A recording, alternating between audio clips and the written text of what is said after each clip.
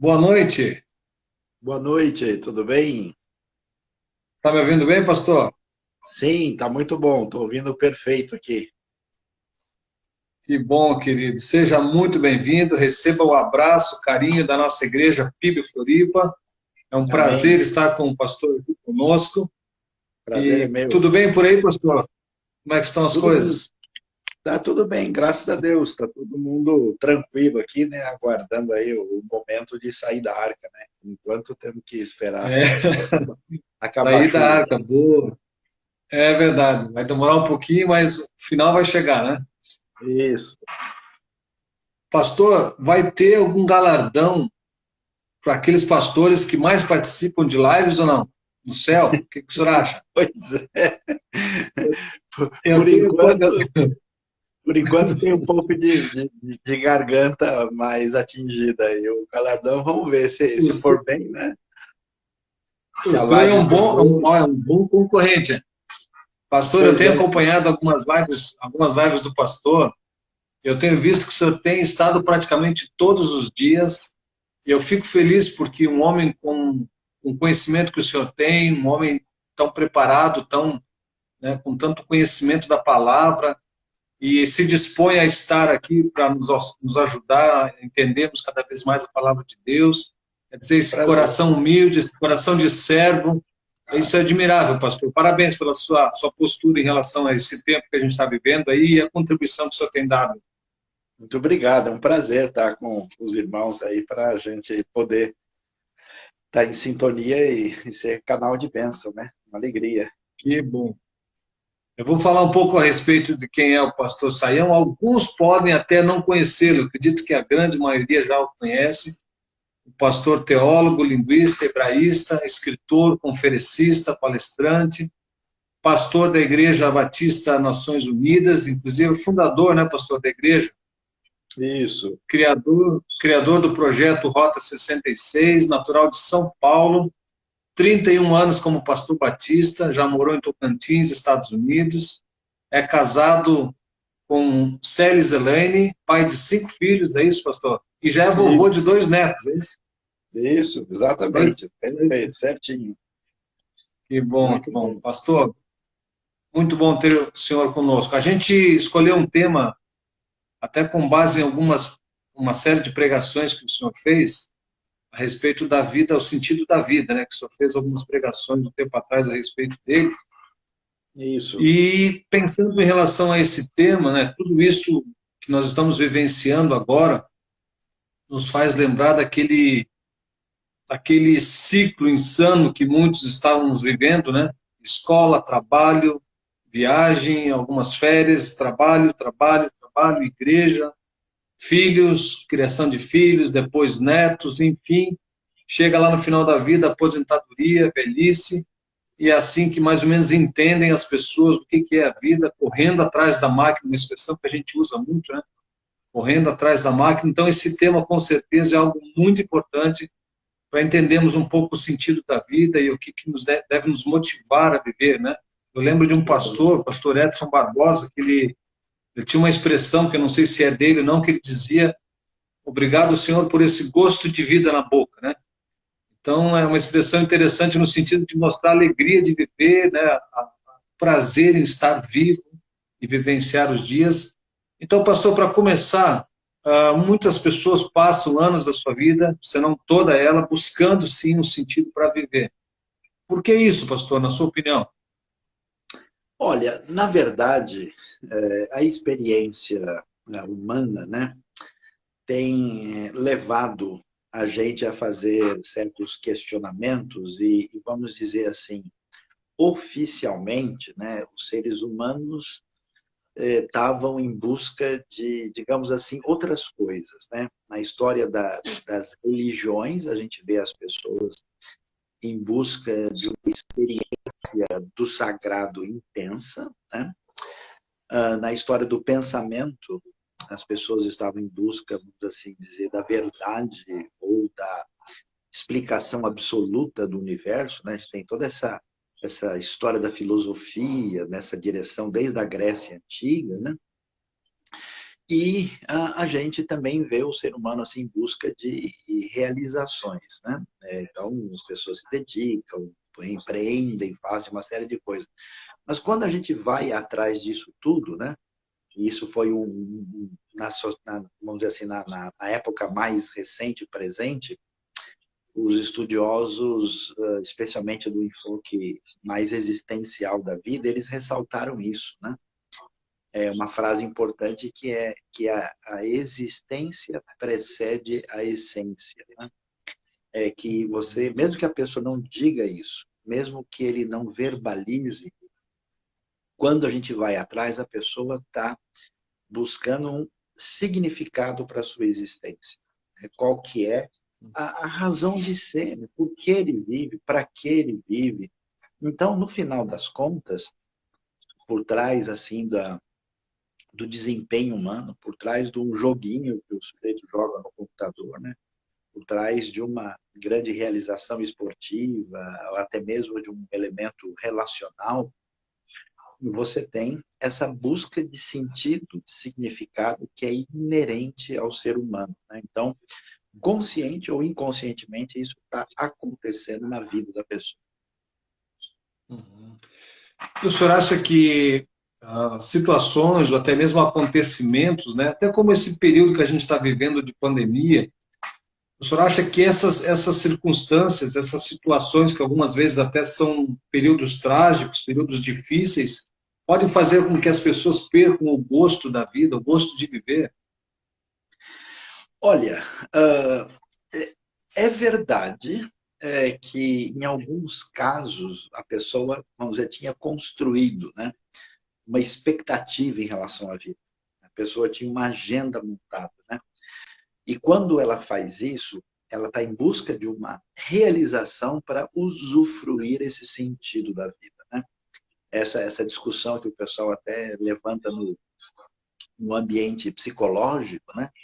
É aquilo que é chamado o desejo e o desfrutar, o gozo do desejo. Né? Então a pessoa tem aquela expectativa. De repente, aquilo que ele montou, né? As férias que ele imaginava, né? O trabalho que ele ia conseguir, a vaga na faculdade, o curso, aquilo foi alterado, né? Então, nesse sentido, é verdade que dependendo de quantas fichas o coração do indivíduo apostou naquela realidade, ele de fato entra numa situação de dificuldade, né? Para outros, acho que tem um efeito contrário, né? Porque o sujeito estava narcotizado, né? Em função aí de um sonho de uma noite de verão, né? E aí, de repente, acorda e diz, olha, esse negócio não é... Então, ele acaba caindo na realidade de que aquilo em que ele estava apostando as fichas não pode suprir. Então, você tem uma tensão aí, né, entre recobrar o sentido e cair na desesperança por causa de uma experiência muito difícil trazida nesse ambiente tão complicado que a gente está enfrentando agora, né? Uhum. E essa busca pelo sentido da vida também pode ser confundida pela busca no sentido, na felicidade em si, da alegria, na vivência de momentos bons, enfim, pode haver essa confusão em relação ao que é o sentido da vida, em relação ao sentido da felicidade, a busca da felicidade. Olha, com certeza, né? Quando alguém está em busca do sentido da vida, ele não está querendo achar o X da equação, né?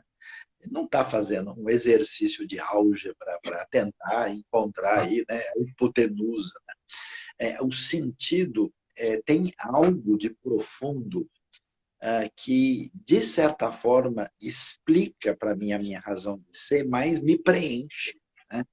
Me traz uma situação de usufruir plena e intensa em relação à minha experiência com a realidade sensível. Né?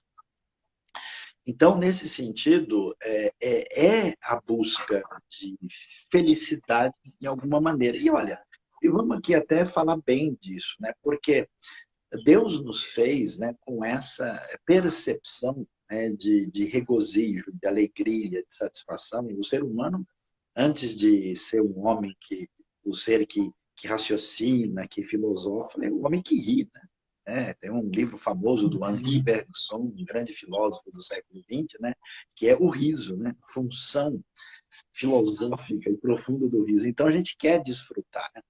Tanto que a promessa de Deus para nós o que é? É uma vida eterna, onde, né, enxugará dos seus olhos toda lágrima. Então essa felicidade é um anseio que nós temos e ele é bem-vindo, né? O problema é que, às vezes, assim como uma criança pode achar a felicidade em botar o dedo na tomada do 220, né?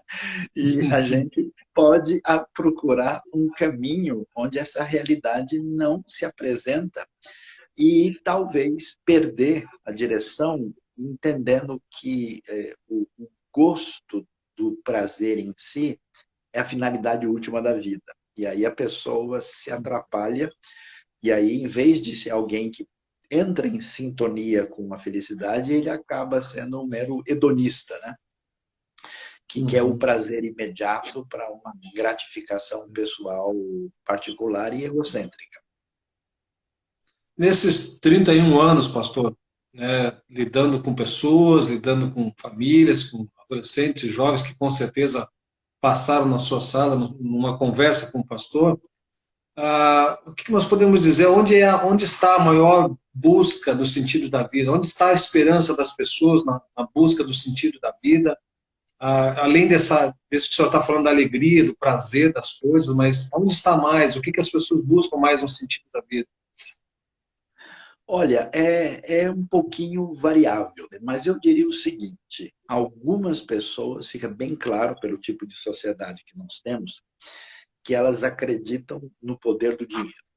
Elas acham mesmo, sim, que se elas ganharem mais dinheiro, se elas puderem multiplicar os seus bens, então você vê assim, a satisfação deslumbrante, né, de comprar aquele último modelo do carro, né, de ter uma casa agora extraordinária. Você vê que o sujeito fala de boca cheia, né?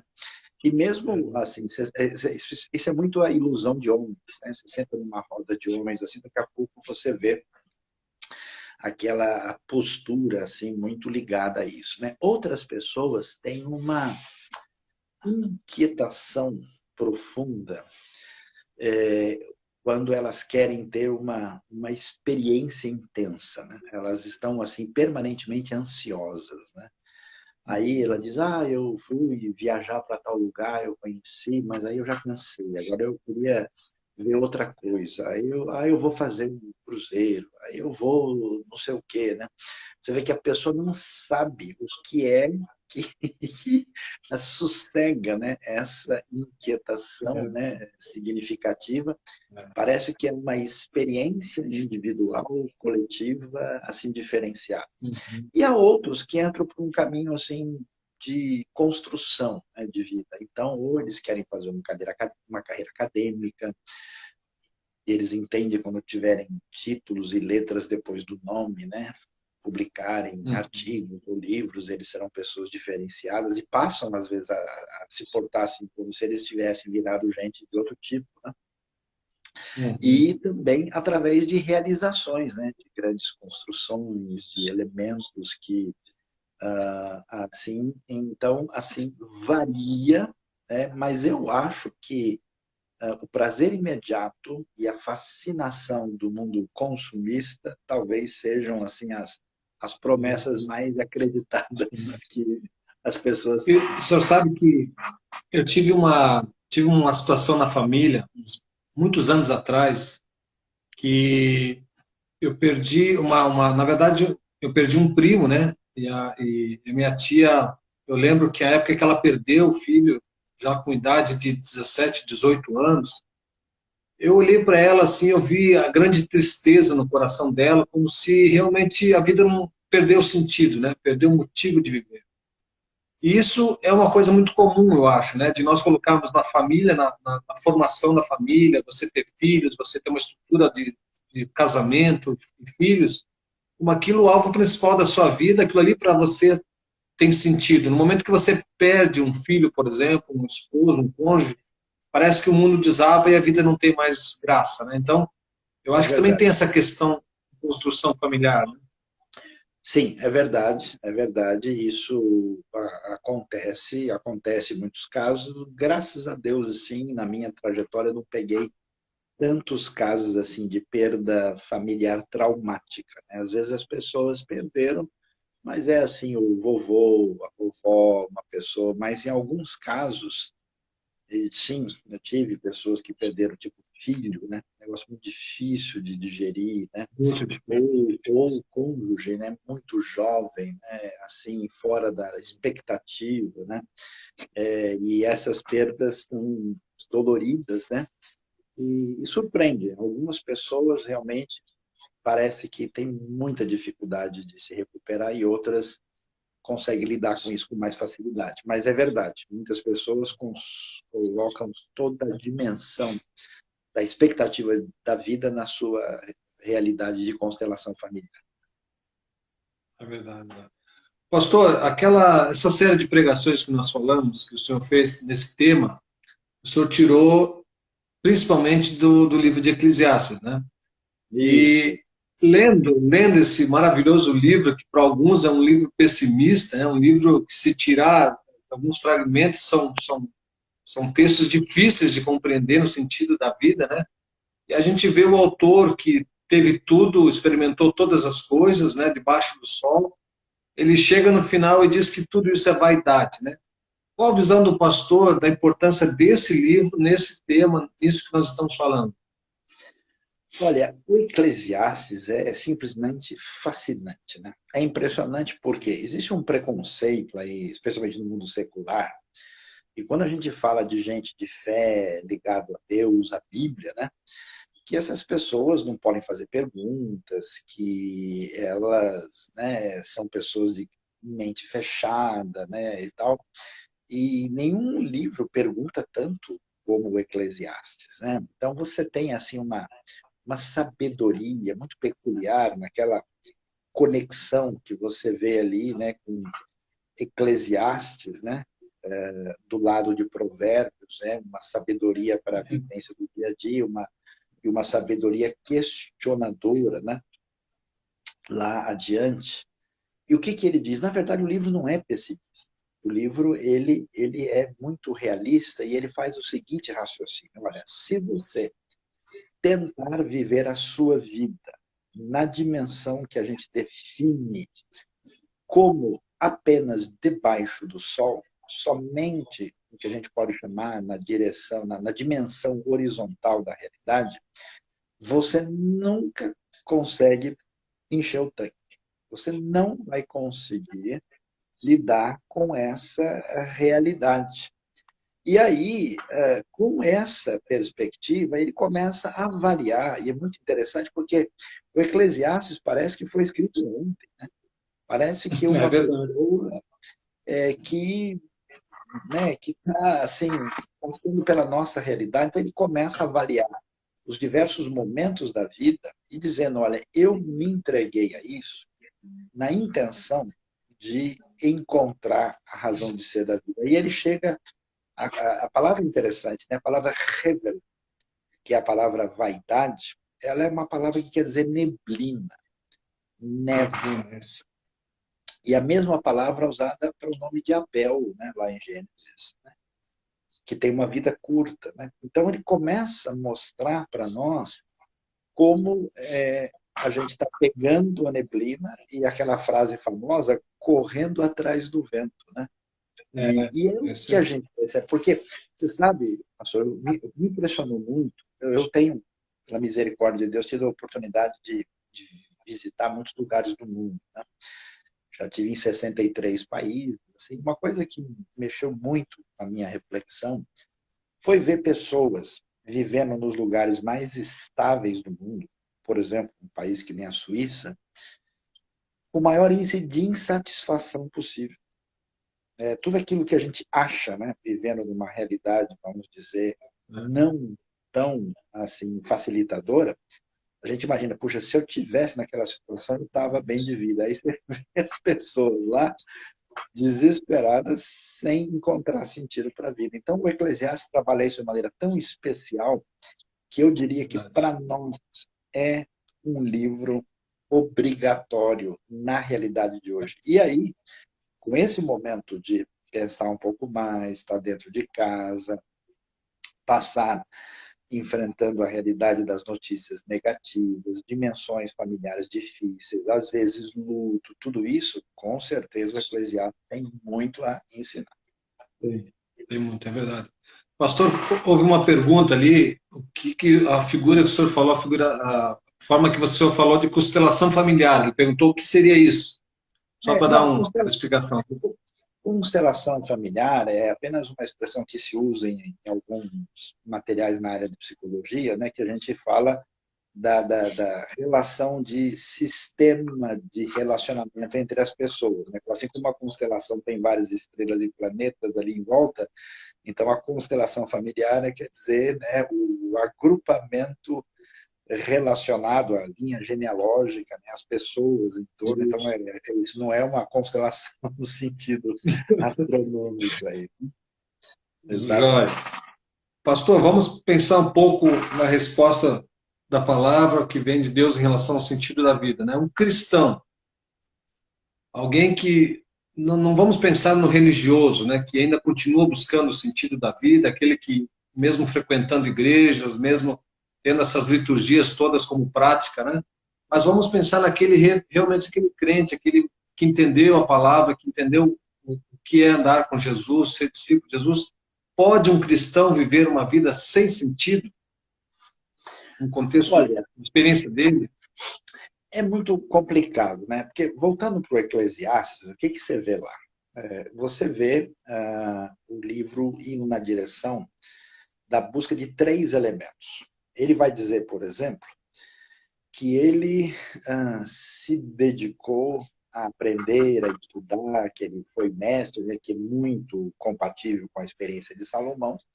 E aí ele chegou na conclusão dizendo, olha, a gente não consegue calcular o que falta. Ele chegou a essa sensação que a gente tem depois de estudar muito filosofia, ciência e tal, dos limites do ser humano e como você não consegue fechar, né? Na verdade, não há limites para se escrever livro. Você não consegue, pelo exercício da razão, chegar numa referência última que te dê a explicação sobre o sentido da vida. Aí ele diz, bom, já que esse negócio de estudar não resolve, então vamos fazer igual que todo mundo faz na faculdade, vamos pro barzinho, vamos encher a cara. Então eu me entreguei aos prazeres, eu fui atrás disso, não neguei nada que os meus olhos pediram. É o que muita gente faz, né? Tem pessoas que assim falam, sabe de uma coisa? Eu já peguei pesado, agora eu vou cair na gandaia. Aí o sujeito se entrega a todo tipo de proposta hedonista. E aí ele diz, olha, chegou uma hora que eu me entreguei a toda a realização de projetos, que é o proposta o workaholic que a gente tem hoje, né? Workaholic. Quando você vê essa pessoal do mundo executivo, corporativo, trabalhando sem parar, com essa loucura, com essa dimensão doida do nosso mundo, né? E ele chega à conclusão no final dizendo o seguinte, olha, nada disso me preenche. E aí ele vai chegar, né, na dimensão final da sua relação com Deus. Então, quando a gente pensa num cristão, se um cristão tem depositado no seu coração essa dimensão que qualquer um desses elementos, né, ou ele está fora do eixo, né, se deixou, vamos dizer, influenciar pela mentalidade, né, que a Bíblia chama de mundo, né, são os valores desse aion, né, dessa era, ou de fato ele precisa checar direitinho se ele está em sintonia mesmo com os ensinos de Jesus, porque Jesus nos leva numa direção bem diferente, né? A gente pode se envolver e deve com todas essas coisas sem ter nelas a dependência de sustentação da nossa vida, do nosso coração. Então, o sentido não está aí. Quando eu lido com o dinheiro sei que não é meu, porque do Senhor é a terra, a sua plenitude, muitos que nele habitam. Então, eu sou mordomo para trabalhar essa riqueza enquanto Deus empresta para mim durante um tempo. Quer dizer, o dinheiro vai ser um bom servo, né? Agora, quando eu me entrego a ele como fonte de sustentação, eu me torno escravo dele. Aí o caminho é complicado. Então, essa dimensão de quietude que a gente vê muito no Sermão do Monte, né? A gente aprende a olhar as aves do céu, né? Os lírios do campo, aprende assim essa relação saudável com a vida, aí dá para a gente fazer a conexão. Então, um cristão que entra nessa dimensão, ele precisa reavaliar como é que está a E sua avaliar. caminhada. Jesus fala no Evangelho de João sobre vida em abundância, né? Qual é a relação disso com essa vida com sentido, né? Essa vida que a gente está falando, esse tema que nós estamos falando? O que Jesus quis dizer exatamente com isso? Então, quando a gente pensa no pensamento bíblico, né, você tem que lembrar que você está num contexto judaico, né? E toda a expressão de fé, desde o Antigo Testamento, é, é a ideia de que Deus é o Deus da vida, né? Ele é o Senhor de tudo, né? A bênção que Deus dá, por exemplo, para quem obedece a sua diretriz é que ele vai ter uma vida longa sobre a terra. A ideia de que você tem uma plenitude envolve uma dimensão de bênção completa na sua vida.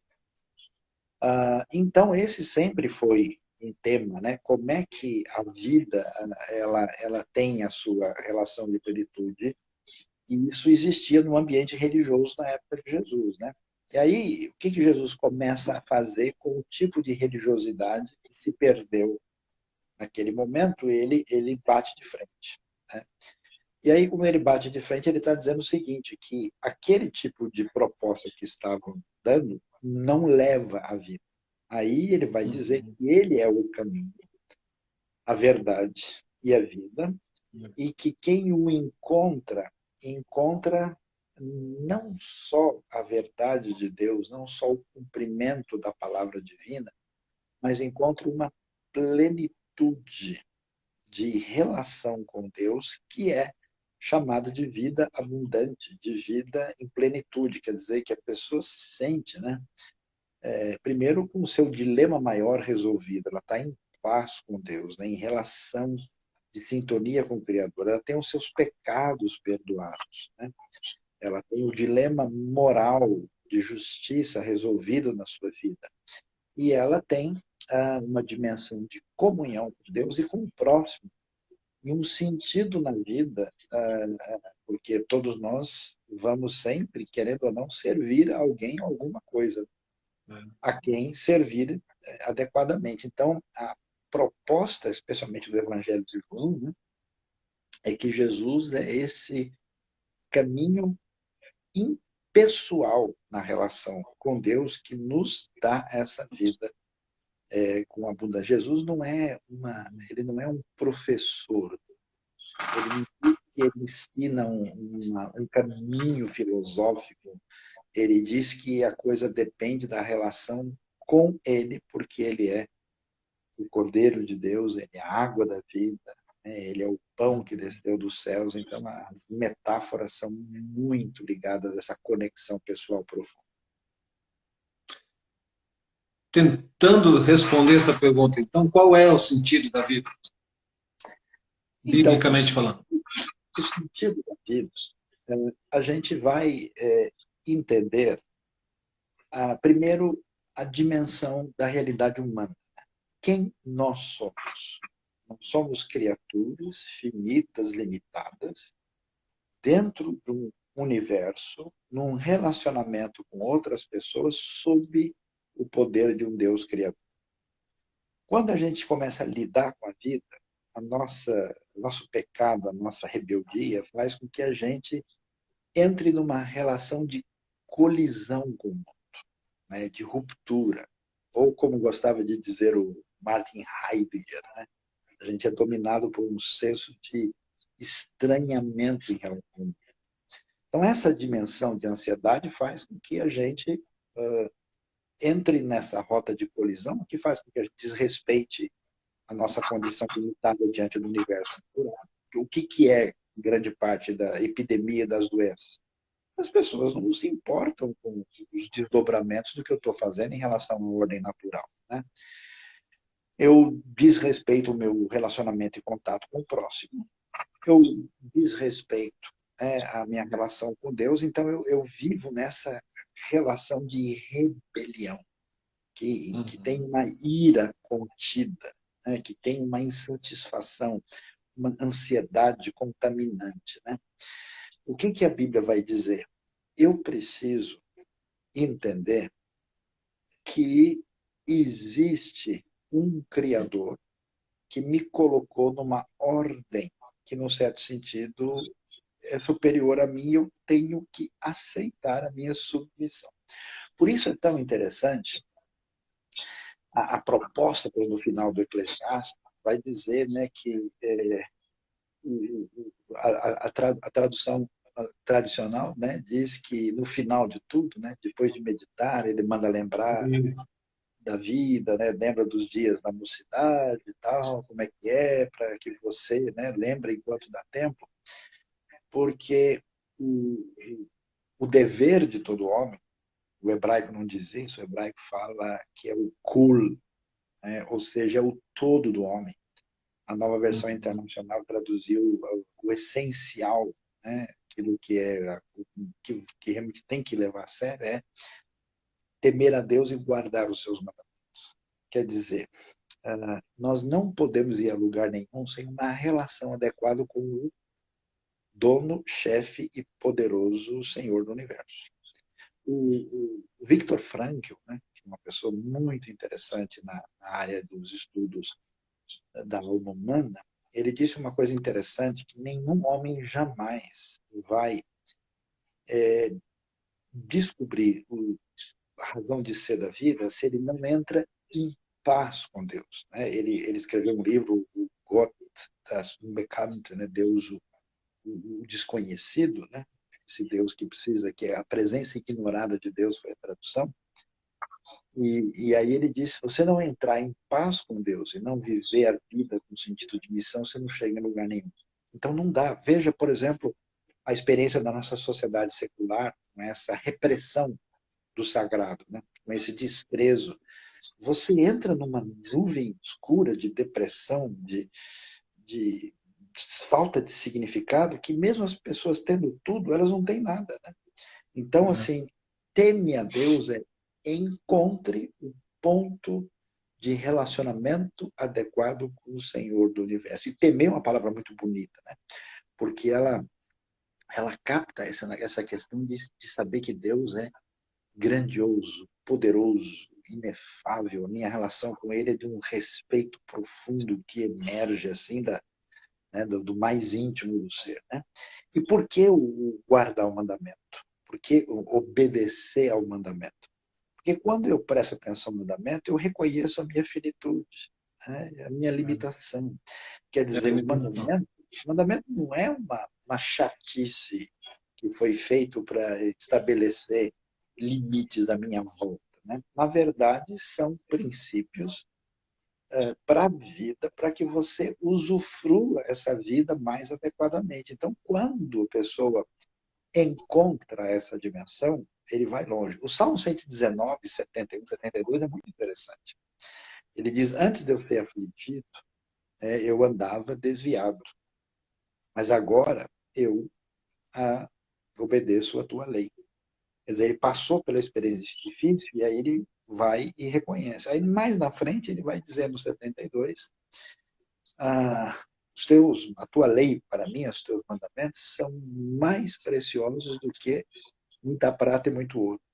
Quer dizer, ele redefine os seus valores, né, em função disso. Então, essa relação verdadeira com Deus é a descoberta dele. O que ele quer dizer no final? Ele diz, olha, viver só debaixo do sol, sem considerar aquele que está sobre o sol e tem domínio sobre tudo, não tem condições. Por isso, nós precisamos caminhar nessa direção na nossa vida.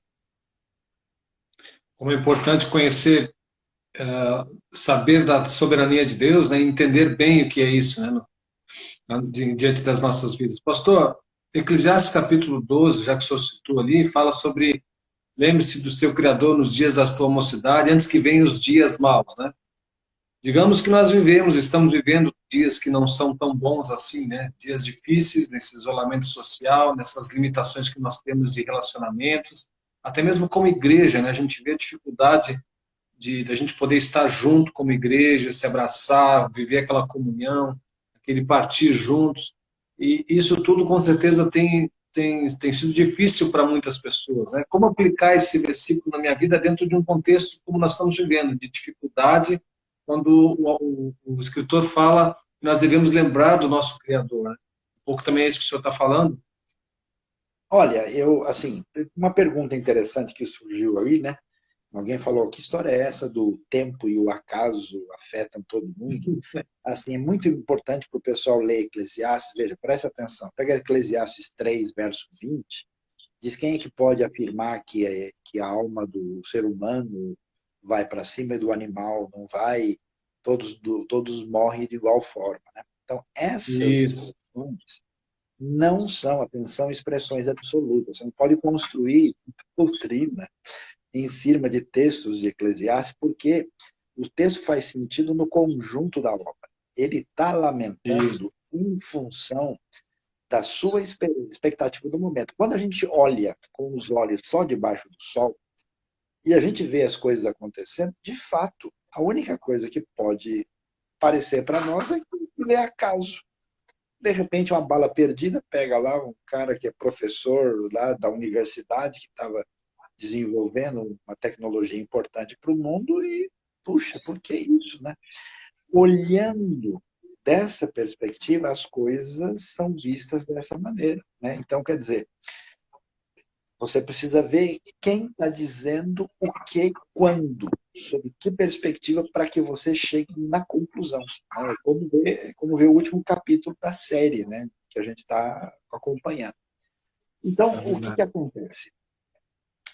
Vai chegar para nós o tempo difícil. Eclesiastes 12, né, enfatiza para a gente a realidade que nós não percebemos na nossa vida, que vai chegar uma hora que a gente vai perdendo aquilo que nos dava a nossa sustentação física. Então ele diz, olha, tome o caminho adequado, né, que vai te dar sustentação até a hora final, porque quando você tentar fazer isso lá na frente, já não dá mais. Não é bom você ser bem sensato e fazer isso agora. Né? E o ensino disso é a gente estar preparado para o momento da tempestade. Né? O que é maturidade na vida cristã? É saber viver com a bênção, quando você tem muito recurso, quando você tem boa bagagem de formação, quando você tem aquilo que a plenitude da bênção divina traz para a sua vida, e você se mantém sob a graça e a atitude correta diante de Deus. Né? Você não se deixa levar pelo perigo da fartura. E, ao mesmo tempo, quando você passa por dificuldade, você também sabe lidar com isso. Porque tem gente que passou por um pouco de dificuldade, ou passa a murmurar, ou a brigar com todo mundo, e se torna refém da sua ansiedade. Então ele diz, vamos fazer isso. Então agora é o momento da gente desenvolver paciência, desenvolver nosso relacionamento pessoal com Deus, aproveitar para aprender um monte de coisa que você disse que nunca tinha tempo antes. Né?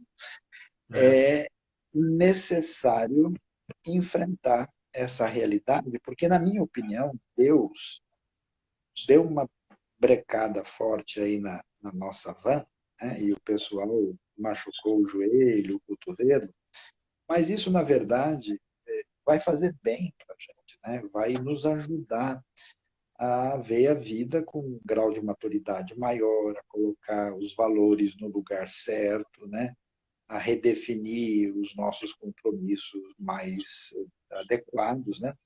E a gente vamos lembrar de Eclesiastes 3, né?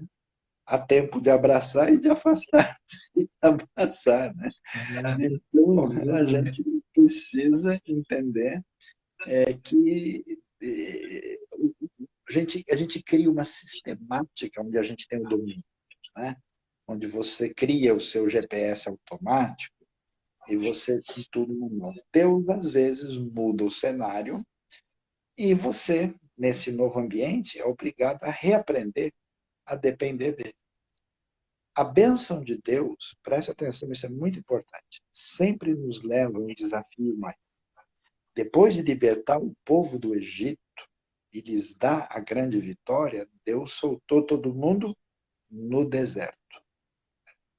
Depois do batismo de Jesus, com a vinda do poder do Espírito Santo e a voz do Pai, aquele momento tão extraordinário, esse é o meu filho em quem tenho todo o meu prazer, no Rio Jordão, o Espírito conduz Jesus ao deserto para ser tentado pelo diabo.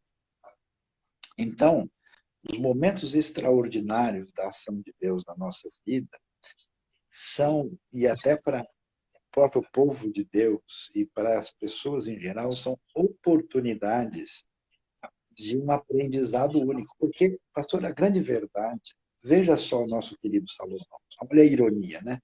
Tão sábio e fez tanta bobagem. Né? Por quê? Porque a nossa segurança é o nosso maior problema e desafio. Porque ele cria autossuficiência, cria um senso de independência e produz arrogância. Então, Deus, na sua bondade, ele cria cenários complicadores, porque é o único jeito da gente aprender alguma coisa de verdade. Porque, como a gente é filho do Ocidente, a gente acha que aprendizado é entrar informação na cabeça. Mas aprendizado é muito mais do que isso. Para ele entrar na vida, no coração e se tornar uma realidade, as experiências difíceis são necessárias. É como treinar no esporte. Você não treina esporte só fazendo cálculo, né? De, olha, você quer jogar basquete? Olha, então você calcula qual é o conteno da bola, né? Qual é o ângulo que você tem que arremessar, e vê aí se o seno de raiz de 3 sobre 2, hein? Não vai funcionar, né? Você precisa realmente passar por essa situação que produz maturidade. Uma pergunta interessante, né, que foi dada aí, se o resumo do Eclesiastes envolve desfrute da vida, porque não há nada melhor do que comer, beber e se alegrar. Não é o resumo do Eclesiastes. Essa é a atitude provisória que você tem enquanto você não encontra as respostas. É meio uma resposta brasileira essa aí, né? Ele diz o seguinte: o cara está lá procurando, mas será que é isso? Será que é? Como é que eu vou descobrir isso? Aí ele diz: olha, enquanto você está pensando, faz o seguinte: ó, trate bem a sua esposa e viva bem com ela e vai na churrascaria, entendeu? Se alegre, tal, não se esqueça lá, né? E aí é o que você pode ir fazendo enquanto você não entende. Aí ele vai chegar no ponto final só lá no capítulo 12. O capítulo 12 é o desfecho, é assim, cortou a bandeirada da final da Fórmula 1, para a gente poder encaixar direitinho o nosso entendimento aí. Entendi. Pastor, uma frase que a gente ouve muito, quero aproveitar a vida, né?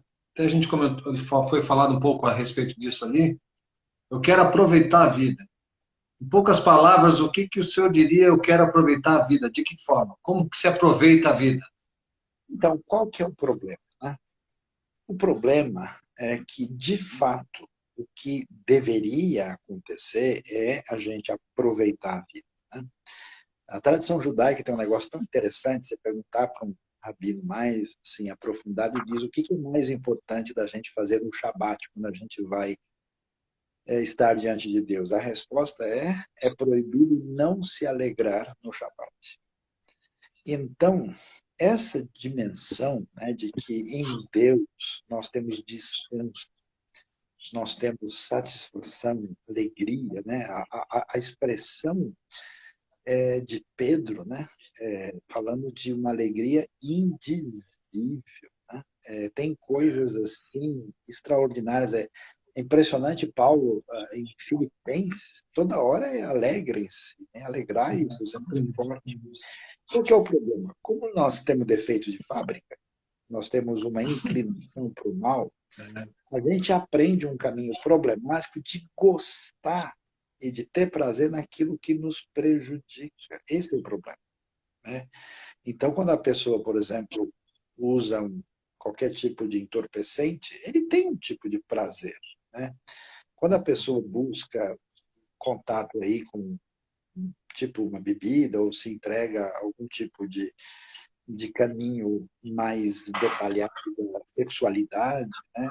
Que seja aí um dos 50 tons de cinza e assim por diante, ele vai ter satisfação. Mas o problema é, assim como a pessoa que enche a cara de açúcar e depois ele fica doente, e a pessoa que comete qualquer excesso que lhe deu prazer, depois fica de ressaca e sente mal, a gente precisa entender que o desfrutar, que o aproveitar a vida envolve uma dimensão de mudança amadurecida no coração, e a gente vai encontrar prazer e satisfação realmente naquilo que faz sentido na nossa relação com Deus e com o próximo e com a gente mesmo.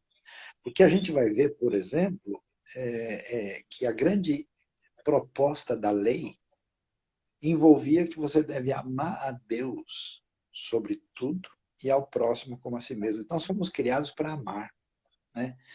Não existe satisfação maior do que você se entregar, se desgastar em favor do que você ama profundamente e ver o resultado disso, né?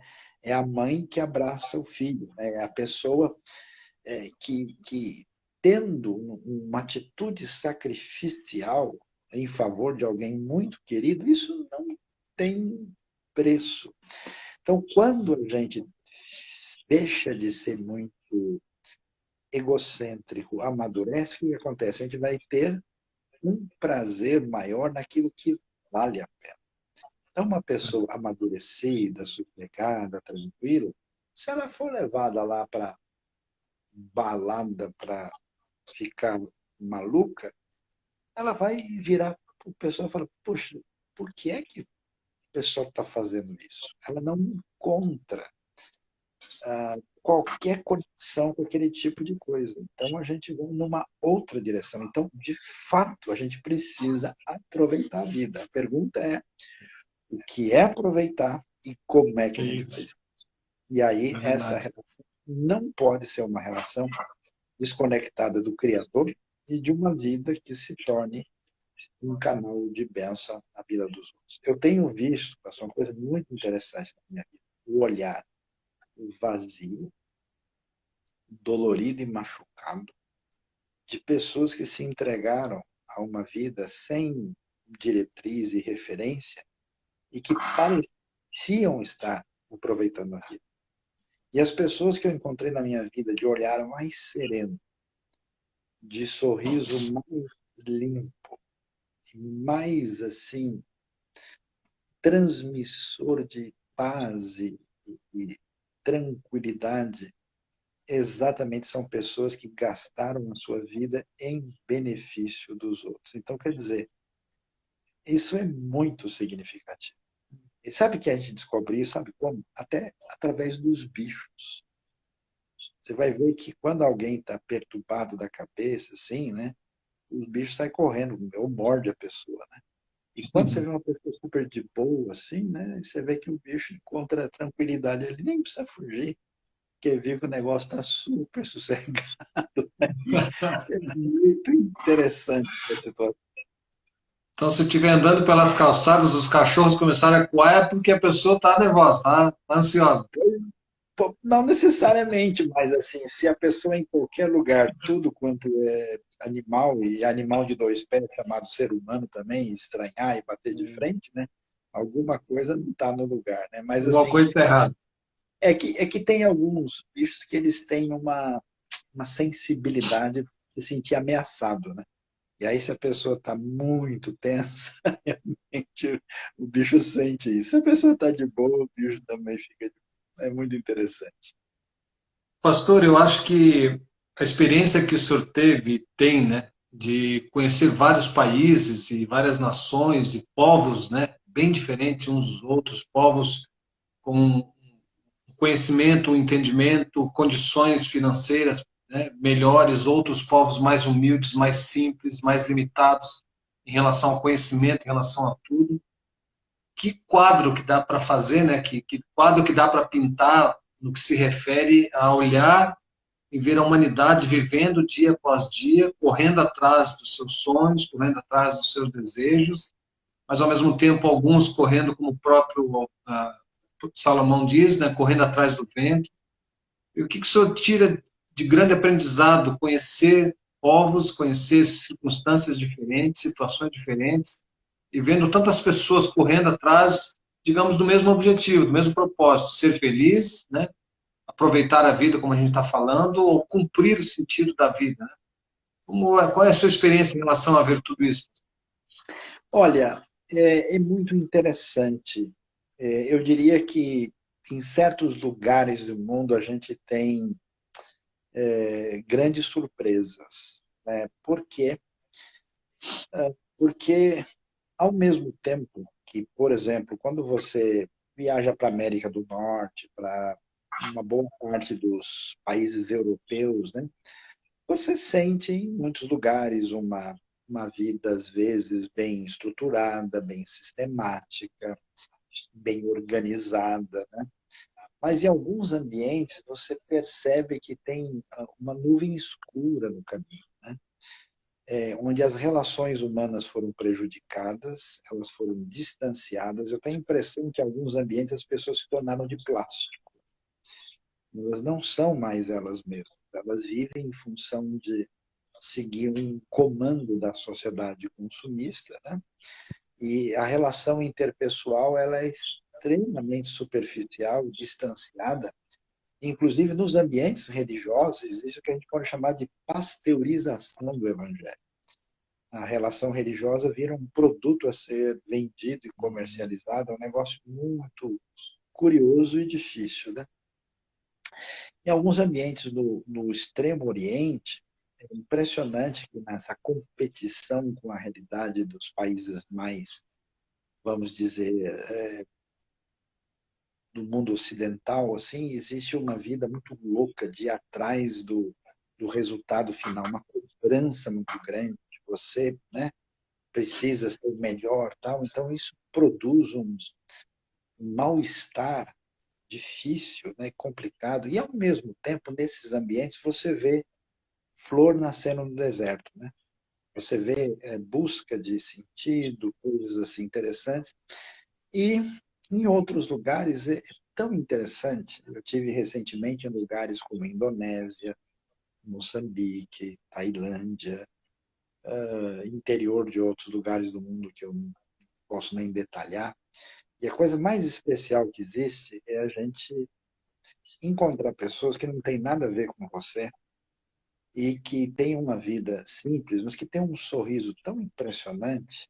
E algumas dessas É, pessoas foram abençoadas pela graça de Deus, que você parece que você conhece a pessoa desde sempre. E, claro, de todos os lugares do mundo, o lugar mais impressionante é a terra de Israel. Eu não tenho o que dizer, né?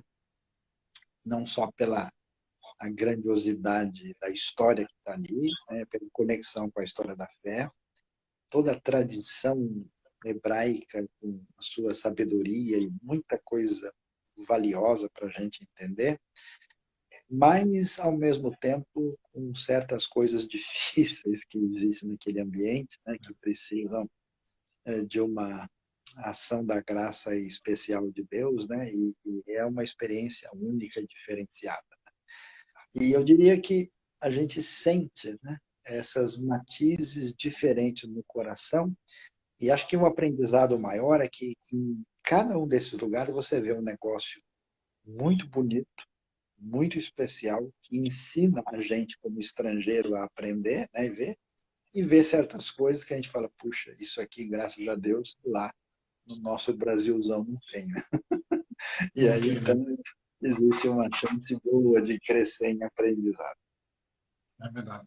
Tem uma pergunta, pastor, a gente vai cair daqui a pouco por causa do horário, né? 1 hora. E Sim. normalmente a gente vai até 1 hora e 15 minutos. A gente volta depois para o senhor dar uma palavra final. Eu quero fazer uma brincadeira com o pastor, que é surpresa. Alguns que Opa, estão acompanhando, a gente sabe qual é a surpresa, mas a gente vai fazer depois. Mas se o senhor quiser responder essa pergunta que o irmão colocou ali sobre o ativismo, né? Não sei se o senhor está conseguindo ler ali. sim, Como lidar como com. ativismo, líderes pastores que têm tido dificuldade de viver seu relacionamento com Deus, seu secreto, seria isso correr atrás do vento?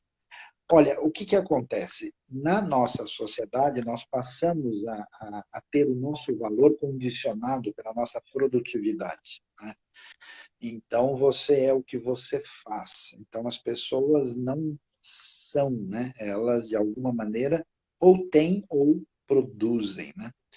Isso é bastante problemático de fato, nós estamos hoje em busca de uma espécie de sucesso ministerial que envolve produção concreta de número de pessoas, de valores, assim por diante. A pessoa condiciona isso. E muitos pastores, muitas pessoas envolvidas com a igreja, perdem a condição de cuidar da relação saudável da vida, na sua capacidade de meditar, de parar tranquilamente, tem não adianta você marcar uma hora devocional, você tem que entrar num espírito de conexão com Deus. Não vou fazer um negócio automático, deixa eu ler o salmo aqui. Se você não encher o coração, não entrar nessa conexão, você não vai. Então, é necessário que a pessoa chore diante de Deus. Fale com Deus de verdade, aguarde, leia o texto devagar para receber dele. É preciso comer direito. Então, se a gente entra nesse negócio, né, aquilo não tem consistência. Lá na frente você quebra. Então, essa situação ela é essencial e fundamental. Você tem muita gente em alta rotatividade em atividade e essas pessoas, de repente, quebram. Elas estão quebradas, só falta cair. Então, é de fato um negócio complicado. Lembre-se que Jesus gastou o seu tempo quase majoritário com apenas 12 pessoas. E com tempo especial para 3 deles. E às vezes a gente acha que. Dentro de tudo aquilo que nós conversamos, pastor, qual é a literatura? Eu sei que eu peguei de surpresa, qual a literatura que o senhor recomenda para pensar um pouco a respeito não só de Eclesiastes, da mensagem principal do livro, mas de tudo isso que nós falamos, quais são os livros que o senhor poderia recomendar, que o senhor conhece? Olha, é difícil dizer e responder, né? Eu acho que sobre essas questões assim mais aprofundadas da vida cristã, acho que 2 autores seriam bons e úteis que eu acho que estão fizeram um trabalho sério nesse sentido. Que é um autor que eu recomendo, é o Tim Keller, na sua avaliação sobre a vida, o evangelho, e muitas vezes é muito sóbrio e lúcido, né, na sua proposta. E o outro autor que vale a pena, que escreveu, né, o Philip Yancey, né, como é que ele trata da dor, como é que ele mostra as experiências difíceis. Eu acho que são 2 autores assim. Algumas outras coisas que eu conheço não existem em português, né? Tem um autor francês chamado Samuel Terrian, né? Ele escreve sobre o que ele chama de presença alusiva de Deus na Bíblia, né? O Deus que se mostra de uma maneira muitas vezes fugidia, né? É o Deus que se esconde, por exemplo, por trás dos textos do livro de Esther, por exemplo, né? Uhum. E tem alguns assim que a gente não tem tanto contato e também você precisa saber ler, né? Tem alguns pensadores judeus que são extraordinários, né? Talvez um dos mais interessantes é um homem chamado Emmanuel Levinas, né? que eles bebem da Escritura, né? E tem coisas assim interessantes na sua reflexão, né? E acho que também vale a pena ler um pouco de um grande filósofo e teólogo chamado Kierkegaard, o dinamarquês, né? Søren Kierkegaard. E esses são assim autores para quem quer uma coisa um pouco mais pesada, mais hard, assim, dentro desse contexto. Assim. Certo, certo. Pastor, uma brincadeira para a gente terminar. Eu vou, eu vou falar uma frase ou uma palavra. O pastor tem que rapidamente responder aquilo que vem na cabeça, sem pensar Opa, muito. É um pouco contrário de que diz Provérbios 19:2, que não é bom proceder sem refletir, pega quem é precipitada. Mas nesse caso é uma exceção para o senhor falar o que vem na cabeça, sim. Tá bom, pastor? ok. Vamos lá. Ah, o pecado é Matar. o perdão é Amor. um amigo mais chegado que o irmão. Jesus. Colocar os pés no Getsemane pela primeira vez foi Chorar sem parar. ser pastor, é Um desafio maravilhoso. um homem aqui, né, no seu tempo, admirável, Russell Shedd. o seu chefe. Foi um tempo difícil da sua vida? Qual tempo? Não entendi. Seu. Qual tempo foi Meu? difícil da sua vida? Ah, minha infância até os 10 anos. Eu não tive pai nem mãe, vivi em condições que aos 10 anos eu queria tirar minha vida. Olha só. Me O que é converti aos 12. inaceitável, pastor? Aceitável é achar que você é alguma coisa. Olha só. Um sonho. Chegar no Mar da Galileia e lembrar do dia que eu me converti. Rachel, Israel, Débora, Daniel, Miriam, Filhos, Célia, Elaine, o que é? esposa Uma palavra. abençoada. Amém. Pastor, um conselho do Saião. O conselho é entender que a coisa que mais precisa acontecer na minha vida é saber que Deus está desesperado para derramar o seu amor sobre mim, a sua graça infinita. E o nosso caminho todo é sempre um caminho de fuga do amor de Deus. É sempre um jeito de se esconder naquilo que a gente acha que a gente é, nas nossas realizações, e a gente não consegue ser como uma criança desmamada para com a sua mãe diante de Deus. E a gente só tem condição de ser sustentado, de viver, quando existe esse santo abandono diante de uma graça inefável. Nós precisamos ser paranoicamente dominados pelo senso da perseguição sem fim do amor inefável de Deus para a nossa vida. Se a gente conseguir receber isso,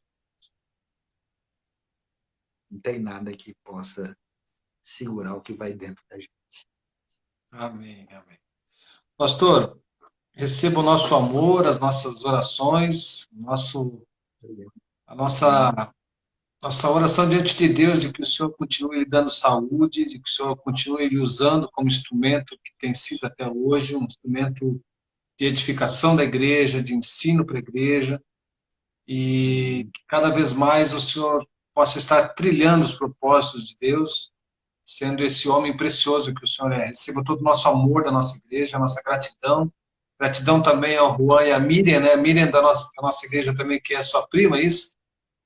Isso, a Miriam é minha prima. A gente é É, abençoadíssimo. Os pais delas foram pessoas muito especiais na minha vida. que bom, que bom. Eles estão acompanhando também a gente. Agradeço muito ao Juan e à Miriam, então, por terem nos feito esse contato com o senhor, para a gente poder conversar hoje. Mas é com um coração muito grato que a gente se despede, dizendo que a graça do Senhor, a misericórdia do Senhor possa estar sempre na vida do pastor, da sua família, da sua esposa, dos seus filhos, dos seus netos agora, né, pastor? E eu queria Isso, pedir para que amém. o senhor fizesse uma oração final, então, para que a gente termine esse Amém. tempo, então, com a sua oração. Amém. Deus bondoso, Pai querido, nós agradecemos a Ti pela coisa tão extraordinária que existe nos Teus caminhos insondáveis, amorosos e especiais. Nesse momento tão difícil, pedimos a Tua bênção especial sobre o nosso querido pastor Nobre, também a primeira igreja batista lá em Florianópolis, os queridos todos de toda parte que estão nos acompanhando. Pai bondoso, nos dá um coração e uma direção vinda do Teu Espírito, para que esse momento complicado que atinge o nosso querido Brasil e o mundo, tenhamos sabedoria e direção da Tua parte para ser canal de bênção na vida das pessoas. Obrigado por todas as vidas que estiveram em conexão conosco e nos ajude, com o Teu poder a entender e a receber as preciosidades da Tua palavra que nos ajuda a entrar em conexão profunda contigo e desfrutar da tua graça tão especial. Muito obrigado, te Amém. louvamos, te agradecemos em nome de Jesus. Amém. Amém. Amém. Pastor, Deus abençoe. Até uma próxima Amém. oportunidade, quem sabe, pessoalmente, né, para dar um abraço e para estarmos juntos. Isso. Tá Que bom? joia. Obrigado. Deus Amém. abençoe. Um abração aí. Até mais. Boa Obrigado. noite. Boa noite para todos. Um abraço. Amém. Boa noite a todos que estiveram com a gente. Nós vamos enviar esse vídeo para o YouTube da igreja, para ficar fixo no YouTube. Então, todos que querem assistir ou mostrar para alguém, pode depois ir no YouTube da PIB Floripa, e lá vai estar disponibilizado para todos que querem acompanhar mais uma vez ou passar para alguém, recomendar alguém. Muito obrigado pela presença de todos vocês. Semana que vem nós estaremos de novo na terça-feira. Teremos o pastor Ricardo Lebedenco, de Juí, um bate-papo muito gostoso. Na outra semana teremos a Samara Queiroz, esposa do Sérgio Queiroz, de João Pessoa. E terceira terça-feira nós teremos um diretor de futebol cristão falando a respeito do cristianismo e o esporte. Então, muito obrigado a todos, uma boa noite. Deus abençoe a cada um de vocês.